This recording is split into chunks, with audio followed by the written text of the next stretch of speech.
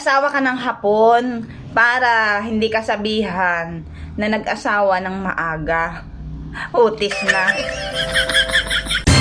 Nag-post ako ng throwback picture, tapos yung nilagay kong caption, sabi ko, pangit pa ako dyan, sabi kong gano'n.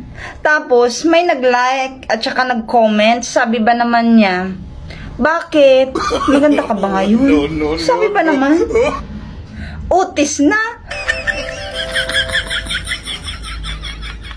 Ang ayos-ayos ng buhay ko, ang saya-saya, tapos bigla kang dumating at pumasok sa buhay ko. Akala ko pa naman magiging masaya ako. Mali pala ako. Ang masaya at maganda kong mundo, bigla mo lang ginulo. Utis na.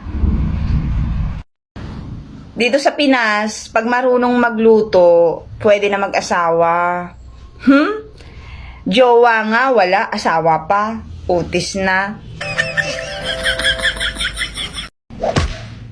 Ako yung tipo ng kaibigan na hindi niyang iiwan.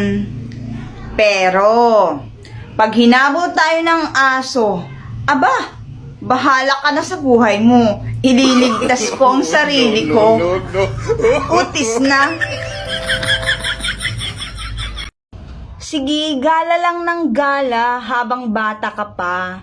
Kasi, kapag nakagawa ka na ng bata, hindi ka na makakagala. Utis na.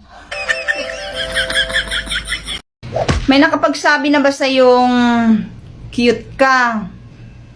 Kung wala pa, wala tayong magagawa. Alangan naman natin pilitin natin sila, di ba? Ikaw na lang magsabi sa sarili mo. Pumunta ka sa salamin, sabihin mo, ang cute ko, ang cute ko, ang cute-cute ko. Ganun na lang. Utis na. Please like and subscribe.